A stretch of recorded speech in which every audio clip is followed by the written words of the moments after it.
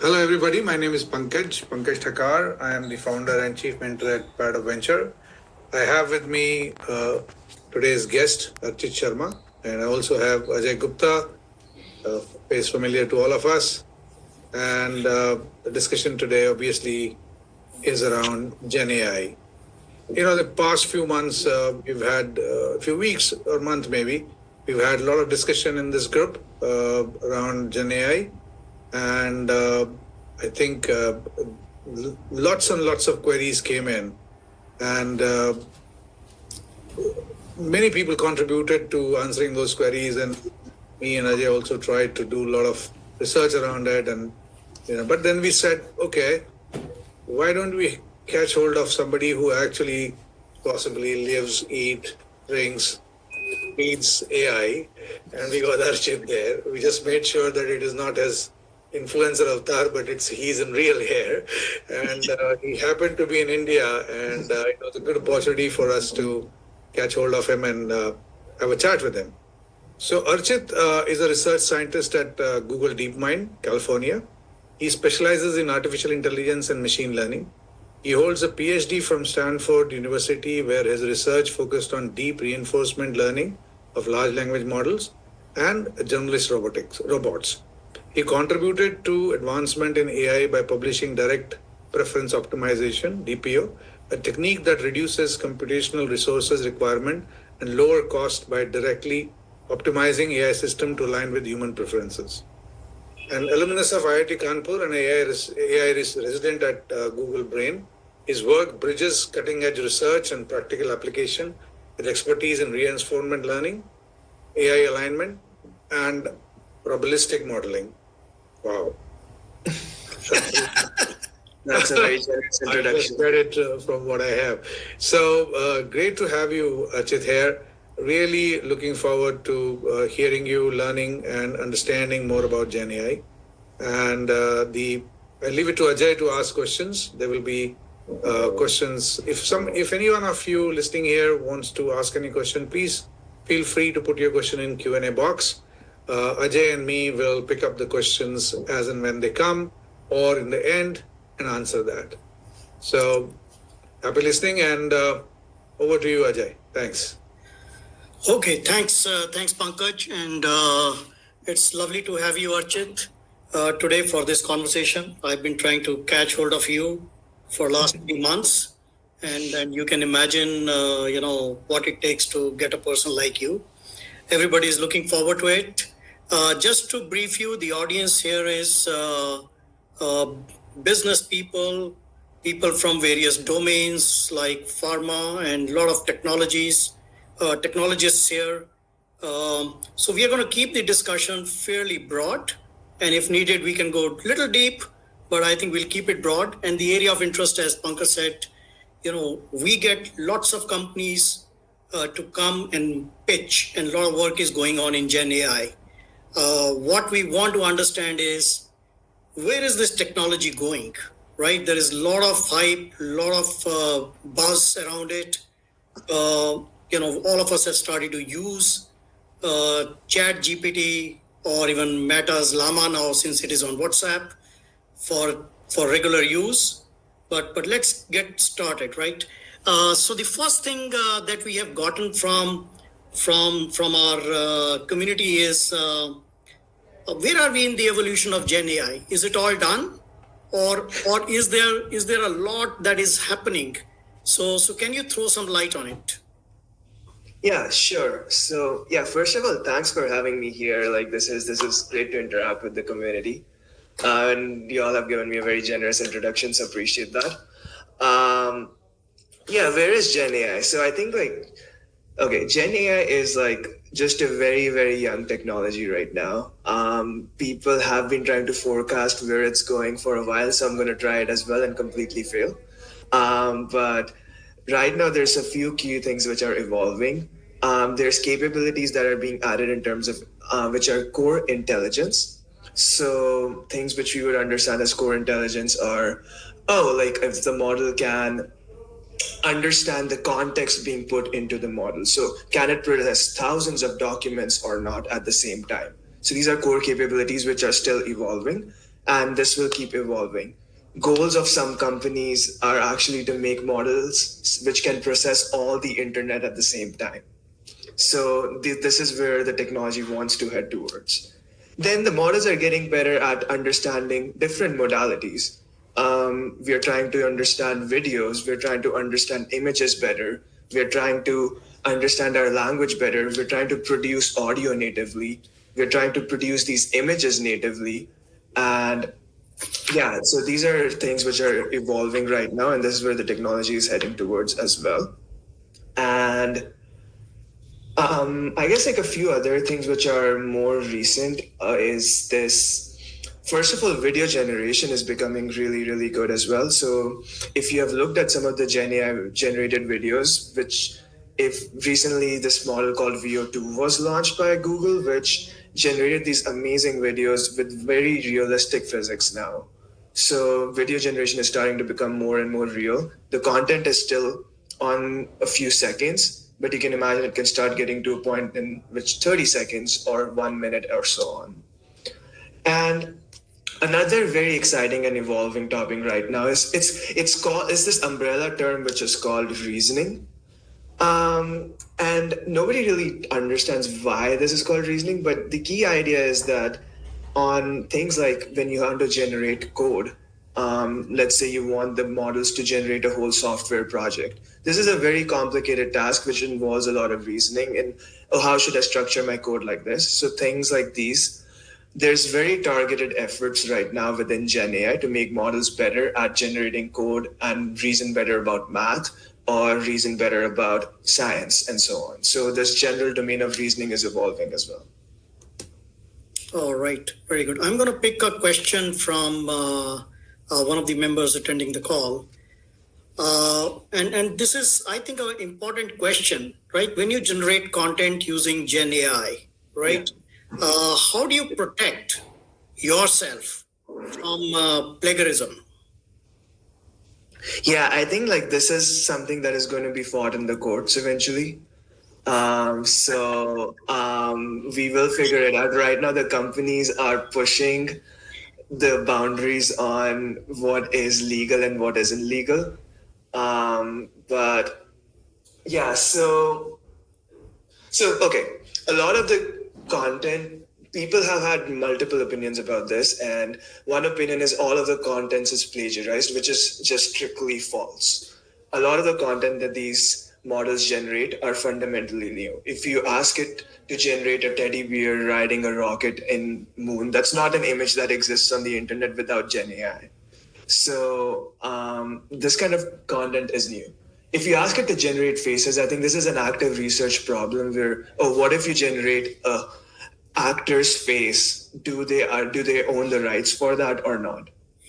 I think that's going to be a tricky thing that eventually needs to be decided, but something that a lot of the frontier companies are trying to do is remove a lot of the data or deny the requests which might lead to generation of sensitive data.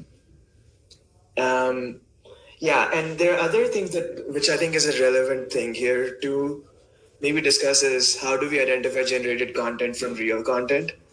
And there's in natural language generation, that is very hard. It's becoming increasingly, it's hard to discern whether this was generated from a generative model or whether this was written by a human. And this is an issue because students can submit their assignments written completely by Gemini or ChatGPT. So like, how does a teacher know whether the student did the assignment or not?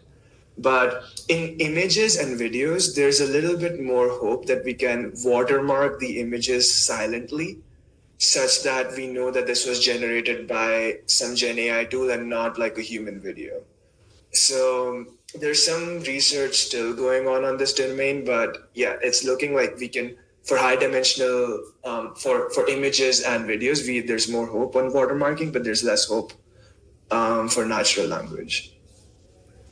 So how would, recently there was an incident in India. You may not know this person, Sunil Mittal. He heads one of the largest telecom companies. He owns the company Airtel. His voice was reproduced and that made a big headline. How is that going to be protected or figured out that this was actually generated through Gen AI or AI and was not the original voice? Yeah, I mean, this is very tricky question. So right now, I think a lot of the policies which are being followed in this is that they only provide a very limited number of voices. And so if you look at Gemini's or ChatGPT's audio mode, they'll provide like 6 different voices or something. And you can ask it to talk like somebody, but there's only limits to which it will go. So, but this is absolutely a huge concern. Scammers use this technique where you'll generate somebody's voice and try to scam their near buns, and like this is a tricky topic, but hopefully this one is a little easier to deal with. So you are saying that this is going to be more self-regulated by the technology companies by limiting the very use or defining what it will generate. But technology has no such boundary, and technology also can't figure out that this voice was generated by technology and this voice is real human voice. Yeah, that's a good question. So I do expect like a lot of the big technology companies will self-regulate as they have in the past. But what happens when Meta open sources Llama and like somebody fine tunes that model to generate a specific voice or generate anybody's voice? That's a very tricky ethical concerns, and these are concerns about open sourcing a technology as powerful as this. Maybe like I'm not sure about this. We can watermark images and videos. Maybe we can watermark audio as well, so that we can know later on whether this was generated by a model or whether this is real. I'm not sure about the status of research on this one, but that would be an interesting problem. Okay, let me switch the topic. I think you talked about the context and you talked about research is going on in actually improving the context. Yeah. And there comes a lot of the enterprise related applications. See, right now there's a lot of buzz around the consumer space, right? Yeah. The key question that I always wonder is how do we really go and implement Gen AI in the enterprise space with the context of that enterprise and the knowledge of that enterprise? So you said that it can suck in the documents, it can read the context. Where are we in that?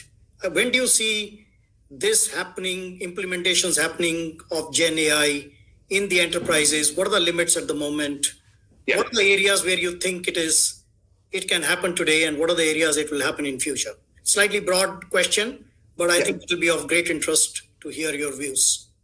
Yeah, that is a great question. So maybe I can concretely put some information here. So right now, like some of the Gemini models have a context length of usually 1 to 2 million tokens. What does that mean? It means that it can process about an hour long video, so 1 hour of video content, and millions of tokens is a lot of tokens. So you can imagine you can put in a lot of thousands or even tens of thousands of documents into the model. Now, technically, yes, that is possible. Is the quality good? It is known that as you put more information in the context, the quality of understanding that context or understanding those documents is going to get worse as you put more information in. So what does that practically mean? If you have put in tens of documents about your company policy, about, let's say, an example I think I will use a lot is, let's say you were building Conquer, again, a payment solution infrastructure. And right now it's a very manually created where the users put in all their information and there's drop-down menus for everything. It takes in very structured information from the user, and all the information gets in, it gets verified, and then the manager approves whether this is going to reimburse or not. So if we take this example, usually there's some company policies somewhere which tell you whether this is reimbursable or this is not reimbursable. Then let's say if Gen AI was doing this and you put all this information in with the company policies and all the transactions for hundreds or thousands of employees and everything into context, and maybe other things as well, there is always going to be some probability that it just misses a company policy and it approves something that was not supposed to be approved. Is this going to get better over the year or 2 years? I extremely believe so. This is a core objective that a lot of the foundation or central companies are optimizing for. I know this is a big deal at Google where they try to make sure that they understand their entire context properly. So this will keep getting better, but there will be limitations to this, and this will be a consistent limitation for Gen AI. Unlike a lot of previous other technologies, these technologies will make errors. So when thinking about products and enterprises, it's really important to make sure that you have some mechanism to check the output of your Gen AI product. Yep. So you are saying it will never get to 100% reliability. See, humans can also make errors. Yeah. The machine error will not be tolerated, right? Yes. So you don't foresee in any near future Gen AI based applications being 100% reliable, but they'll be fairly reliable. They will cut down the amount of time humans are going to take to check. Exactly. So like self-driving cars is a good example. So most self-driving cars, including like Waymos, are already more reliable than humans, but the expectation from them is they have a much higher threshold for safety required. And are they 100% safe? Probably not. But at some point they become more useful or better than human drivers. Same with Gen AI as well. I'm sure like when people are approving payments, some of the reimbursements are going to be faulty with regards to companies' policies. Is the error rate at some point going to be lower than or is it going to be worth checking every transaction at some point? Probably not. So, yeah. So I think this gives the context within the enterprise. Now, second part of my question, which was, what are the areas you see where Gen AI can make huge impact within the enterprise, cutting down the time, increasing productivity, and optimizing cost? Yeah. So I can maybe talk about my own work at some point. And so I think one thing that has changed dramatically in the last few years is how I write code. And this, I think, is going to keep changing so fast. I'm like quite excited about the future in that regard. So I don't even remember how I used to write code like 4 years, because right now, whenever I open some IDE to write code, there's always some assistant that is going to keep finishing code for me as I'm writing it. And yes, the suggestions are not always perfect, but like I don't have to look up a lot of the information I used to. And even when I'm trying to decide how to write code, I usually pull up some LLM and like how would you write this code? And it will give me like an outline for how to write this up. So at both like a high level planning and a very low level, Gen AI is already influencing how I'm working. So I expect in different applications, I think some of the applications which I think will change faster are these human AI collaborative settings, where Gen AI basically will assist. I also find like it is good to unblock me if I'm trying to write up a document, if I'm trying to write up a proposal. It will give me a good first draft. So I can imagine that if you're writing up a sales proposal, if you're trying to write, it will give you a good set of ideas that you can filter and tailor to your own needs. So I expect those are some of the applications which I expect will evolve the fastest.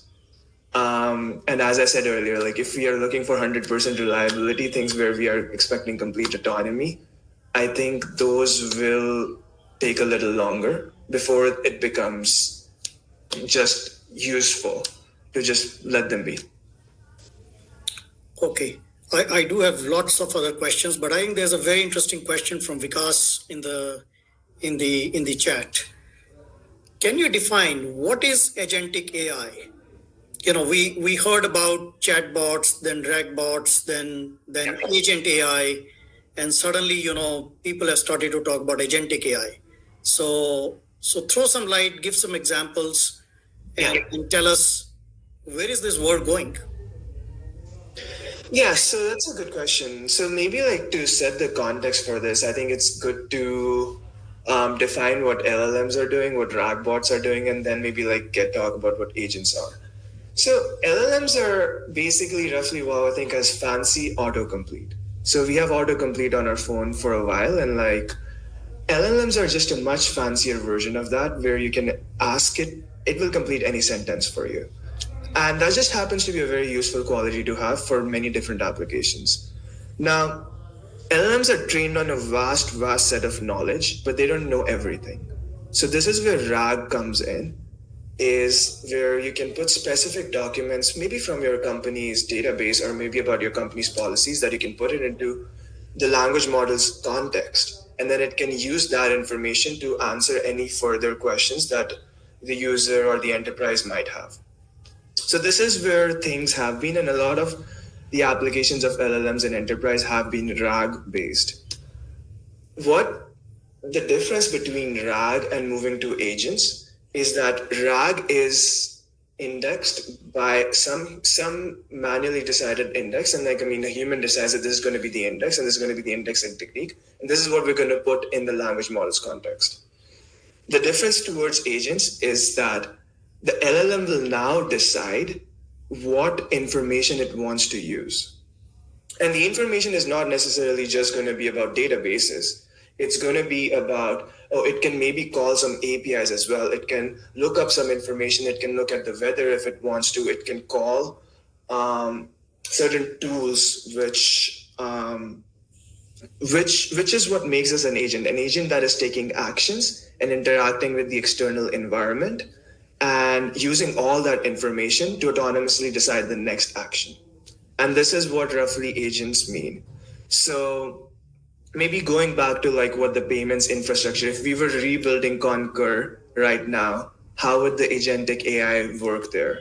So an ideal agentic AI, what it would do is it will pull up all the payments that you made from, so it will interact with the bank and pull up all the transactions that you did on your business trip. It will look up the company policy specific to the trips and will try to decide based on which transaction how much needs to be reimbursed and how much needs to be paid by the person. And it can potentially create this report and summary for the manager. And it can do all of this without like having to specifically put all that information into the LLM. So that's what agentic AI expected to be. So you're saying in future when employees travel, by the time they come back from the trip, the travel report is settled, right? Exactly. I think that would be wonderful, because this is one thing I always hated. So I have a supplementary question on that. Recently, there was a video from Mark Zuckerberg which said that, in the future, there will be no more employees. Everything will be done by agents. You can have a company without any employee, and it'll do everything that hundreds of employees can do. How realistic is his vision on that? What do you think is, what you describe possibly means that, but then is that agent going to write a check? Maybe, I don't know. So reimbursement can happen, but will the money get in the bank or not is the final outcome. What do you think about his whole, it was very, very passionately put video there, right? What do you think about that? Yeah. So I think this is where how good the system is going to be. Let's say the system gets to a point where it's 80% accurate in figuring out the reimbursements. At that point, I think you probably do want a human to double check everything and then make sure that all the reimbursements are correct. But let's say it gets to 99.9% accuracy. And the transactions, if you had to review them, there's a human time that goes into it, right? And that's worth something. But not reviewing those transactions, you're maybe losing some money, but maybe that money is less than the cost it would be for a human to review. So at that point, do you really want to spend the time reviewing it, or do you just accept the agent decision? Right? We have several HR people on this call. I think they should be listening, right? There is a follow-on question to agentic AI, and I'm going to take you. I know you live in US. You may not have that much experience in India, but many people want to understand the impact of Gen AI on various things that happen in India. But I think the first question that is listed here is, what happens to the helplines? Let's broaden the question. What happened to the BPO industry? What happened to the contact centers? Given that there is multimodality, and you earlier talked about voice, human voice. So what's your view as a technologist? Yeah, I think this is both an opportunity but something to worry about as well. So as far as my understanding of the customer care and call center functioning is, there's complexity. There's basically a hierarchy where there's a certain level of queries, and bulk of the queries are very, very low complexity. So somebody wants to call up the customer care just to figure out what their account balance is. Now, these are very, very simple things that I expect are completely automated with a greater than 99.99% reliability, even right now. Even with the models we have, we can automate a bulk of these queries. So, and of course, like, it's also easy to elevate these queries to the right people. And if something that the Gen AI product cannot solve, or if it's maybe like, it's making up information at some point, you can elevate it to a real human who can then review all the interaction and then take a decision accordingly. Now, I think this will substantially affect the way customer care is handled. A lot of products already have their own custom chatbots as their first thing on the website.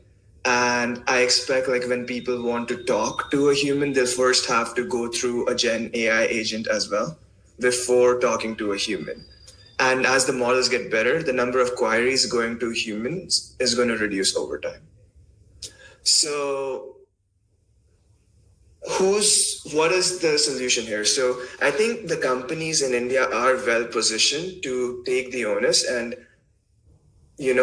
accept the Gen AI revolution and try to build a customer service agent, because they have the knowledge, they have the know on what the distribution or what the queries look like. They'll know how to build a Gen AI agent that can handle those queries, or delegate to or move it up to a human and decide accordingly, and while maximizing while cutting the costs. So the companies are well positioned, but this will be one of the industries that I think will be disrupted quite heavily. What about use of Gen AI in healthcare, in legal profession, in marketing and communications? What do you see there? To what extent this can go?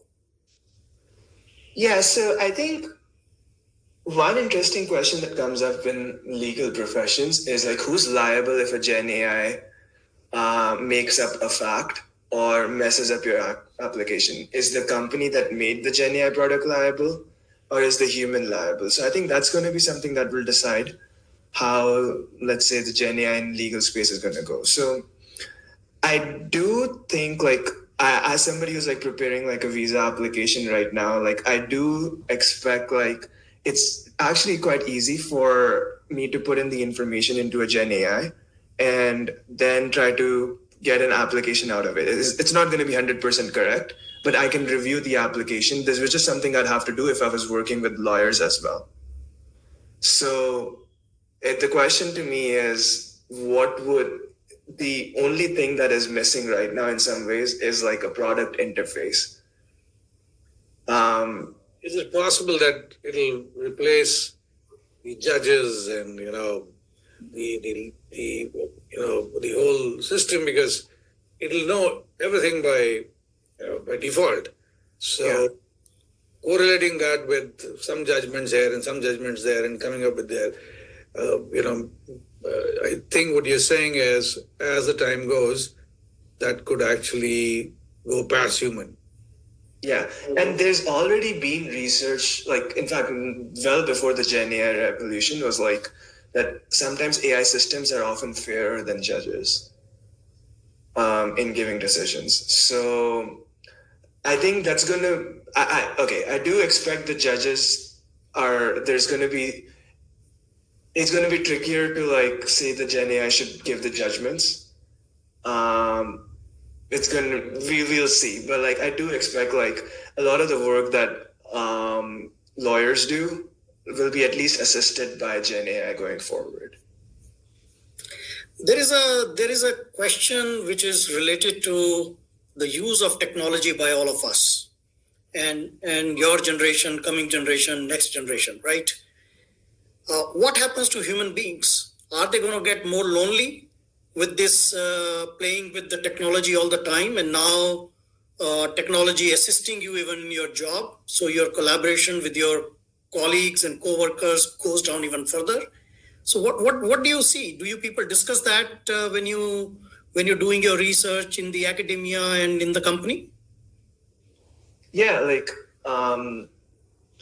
yeah, I think this has been a big concern, and people are split about this. So some people take the opinion that, oh, like if we remove all the boring work, we'll have more time to spend with people we love. So that like frees us up. So like we will talk to people more. But there's been an increasing trend of people talking to AI and spending a lot of time, like especially in the US, I think, which is there are more people who are lonely in some ways, and they like seek companionship when talking to AI. So like Character AI was a company which was very famous, where people would spend hours talking to some AI chatbots, which are customized and they can like interact with them quite deeply. So I do expect a lot of these applications with companionship flavor coming up, and I think this is going to have different response in different countries. I expect it to have a better response in the US, but maybe in India not so much. And we will see. This is definitely a very a topic that does get a lot of attention. Yeah. There is an interesting question. See if you can answer. Recently, Google unveiled Willow, which is a quantum computing chip. Yep. And we know that NVIDIA coming up with faster and faster chips, the AI demands more and more bandwidth and more compute power. Mm-hmm. How do you see, is quantum computing going to change the way we see Gen AI, or is it going to be very focused, narrow for certain applications? Yeah, I think so. The quantum computing chip that Google came up with, I think it was quite a big breakthrough in the sense that no traditional computer can solve the problem that the quantum computer solved in any reasonable time. And the amount of time a traditional computer would take is like older than the age of the universe. So, having said that, like the realistic applications for quantum computing are still far away. Building So I think the maximum number of qubits which have been put together is 105, and we need like several orders more before we can start seeing realistic applications. And even then, those applications might look very different from what traditional computers solve. So I think like the impact in Gen AI is pretty far away, and not something I would immediately factor in. One related term that we all hear, I mean, we hear Gen AI and then we twist it around and hear AGI. Okay, so can you explain where are we in AGI? What is the difference? Is it an evolution, or is it a complete another disruption in the making? I think AGI is whatever you define it to be. So for people who might not be familiar, the term is artificial general intelligence. Everybody in Silicon Valley wants to build the computer god effectively. And the idea is that your computer agent or your AI can basically do any task better than any human, or most of the task better than any human. So people define it in different ways. This is one of the definition. The other definition is most of the economically valuable work can be automated by this AI. So, and then it'll be called AGI. When I look at the trajectory of how AI systems have evolved over the last 10 years, it definitely seems that AGI is something that is no longer a fantasy. We used to have very, very specialized AI systems which would do very terribly. And now we have these one big system that can do many, many tasks better than humans already. And then there's specialized AI, which already are superhuman. We have chess playing agents, which are better than any human. We have Go playing agents, which are better than any humans. We have gaming agents, which are better than human. We can generate these universes already. So like a lot of this indicates that there's a tremendous amount of potential in getting towards a goal where we have a system called AGI. But is that happening anytime soon? I don't know. People really want to build it, and there's a lot of money going towards building something like that. So we will see. But the next couple of years, we should expect a lot of progress in these generalist systems that can do a lot of things very reliably. Okay, more grounded question. You have multiple Gen AI models, and in an enterprise or a startup wants to choose which model to use to build the product. Yeah. How would you go about doing that? Yeah, that's a really good question. So I think right now is a great time for developers in general, because there's really good models and they're all competing with each other and they're cutting the prices. So like you basically have, and the one nice thing is that the models are very easy to switch between. You can have the same API, just change the name of the model, and you can switch from OpenAI to Gemini. Like it's very easy. The main question that I think as a developer that is important to maybe like consider is whether you want to use an open source model and create your own stack, or do you want to use a closed source model and rely on their stack? And that's a tricky question because you have more control over the stack if you use an open source model like Llama, but you have to have more experience fine-tuning these models. You have to make sure that you have the right serving infrastructure that can scale. And as far as like today goes, the open source models are substantially worse than these closed models. So there's those considerations. So maybe like a good recipe is you start off with a closed model, try to elicit the features you want, try to, for your application, what kind of completions would be nice, and try to see like if you can elicit those behaviors and try out multiple models, because every model has its own strength. They're trained on different kinds of data. So certain models are good at certain applications and certain models are worse at other applications. And going from there, try to first build your product layout and figure out whether the product is even feasible or makes sense. And as you start collecting more data, try to build your own stack, because you'll have more control over it and it's better to have your moat basically. So yeah, that's maybe a good strategy to play, but things evolve a lot and all the companies are starting to offer their own fine-tuning stacks as well. So it's important to stay flexible. But you mentioned something which is sorry, go ahead. Yeah, you mentioned something which is important, and I don't know how many people actually caught that. In India, when I talk to people, and even Mukesh Ambani has gone publicly stating that his data center will be riding on Llama, and which is the open source from Meta. Yeah. Right. Typically, open source models we have seen with whether Linux or Android, they become better because thousands and thousands of engineers and companies work on them. Yes. But you happen to say that the closed models are actually better than open source model at the moment. Yes. How do you see the future? Because I think that's a very important question in terms of technology selection to build your product. Even though you said that the APIs are common and you can switch, but I have actually a serious doubt once you make an investment in a particular model, how much is the switching capability you got? Because underlying infrastructure, everything changes. Like you choose Gemini, you are sitting on Google Cloud. You choose OpenAI, you're sitting on Azure. And so I don't know whether it is that simple for anybody to actually switch. But give your view in terms of technology itself. Where does it stand, and would closed models and open source models converge, or will the closed model stay quite ahead from open source?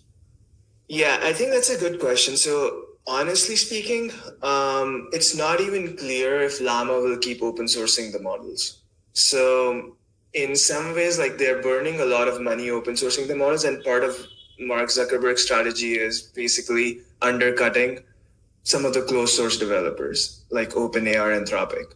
So, but as the cost of building these models goes up, like the value proposition for Meta changes as well. If they're spending $1 billion building the next generation of Llama, it's not clear they want to open source that immediately. They would rather build their products on it. So going forward, I am hesitant to say like that open source will catch up because it's pretty much dependent on Meta. And it's not clear if they will keep open sourcing the models.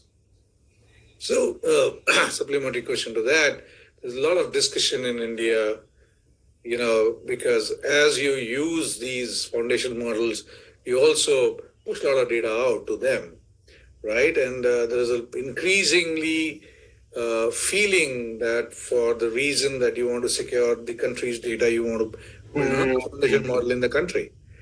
First of all, is it feasible? Yeah. And what are the pros and cons, do you think? No, that's a really good question. And I think just from an ecosystem perspective, I think it's useful to have a serious effort around building a foundation model within a country. So Mistral is building it for Europe, but France, China has a bunch of efforts. There's some efforts spawning up in Japan as well. And I think it's a useful effort to start an effort, create a foundation model in India as well. And it's not just the data is going outside as well, and that's a real concern. But also, you can build a model that's more attuned with our values and the products and the ecosystem we have here. So I think it's incredibly important. Is it feasible? I think that's very tricky. I think the expertise is very, very limited in building foundation models. I would say it's pretty much restricted to Silicon Valley at this point, and maybe like some areas in France.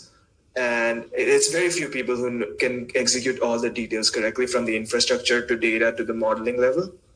But maybe, and also the costs of building this is quite high. You have to set up data centers which require a lot of energy and an upfront investment. And I'm not sure who the players are. I'm not aware of who would the players be who would be willing to make that investment upfront and then be able to acquire the right talent to build that. So it's tricky, but it's definitely something that would be worthwhile. I asked this question because there may be some people from the government who may be listening to this, so there is a input for them too. Go ahead, Ajay. So Archit, let me turn this question around. And this is a favorite way I actually ask this question. So what would it take for India to build its own LLMs? You studied in IIT Kanpur. It's one of the leading institutes, and you know how it works and how it functions. And a lot of the projects are carried out there, which ultimately feed into country's technology. So what would it take for us to actually do this in India on an ongoing basis, not just one-time effort? Yeah, I think we need to substantially increase our investment in R&D. There's no doubt about that. I think our budgets for education and R&D are very, very, very tiny. And like, is it feasible for us to build a data center which is worth $1 billion right now? Is that an investment we are ready to make? I think that's like the first question. So that's like a non-negotiable at this point. And it's not just about like putting in the investment, but then allowing the talent in our educational institutions being able to actually use those resources and being incentivized to use the resources as well. So I think a lot of those factors need to change. But I think the first most critical thing is we need to improve the investment. Well, the government of India is saying they're going to build this sovereign data center, 10,000 GPUs. I think the outlay is exactly close to $1 billion. and obviously they are saying that the students would have access to it. Yeah. Of course, it will be put to multiple other uses. Yeah. But let's say we have the infrastructure. Yeah. What would need to happen within the institutes?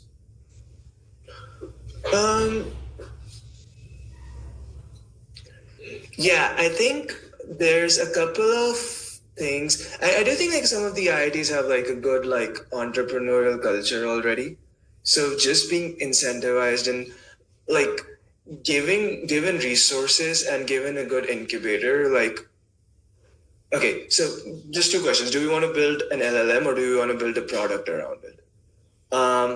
Building an LLM is not something that should be taken up by a few students in a college. It's something that needs to happen with a very organized effort. And that's not going to happen like with a few students. So that needs more than just a few students. But like what would be nice is like if these data centers are used to incentivize students to build products around it. So I think to kickstart the ecosystem for AI products, which I think would in turn incentivize development of LLMs as well as the AI product ecosystem develops too.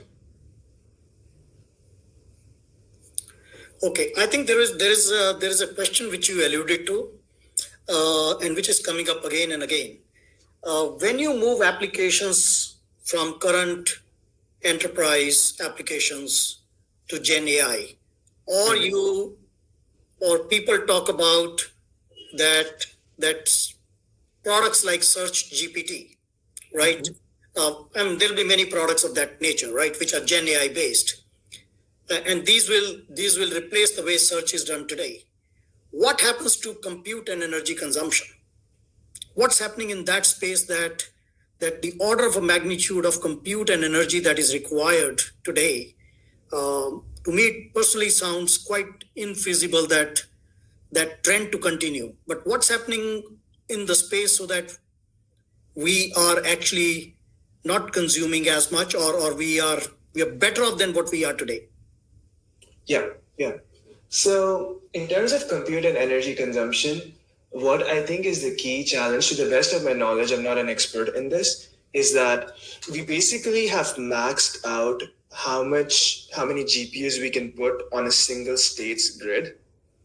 So if we put any more GPUs in a state in the US, it's going to require more energy than the state can supply.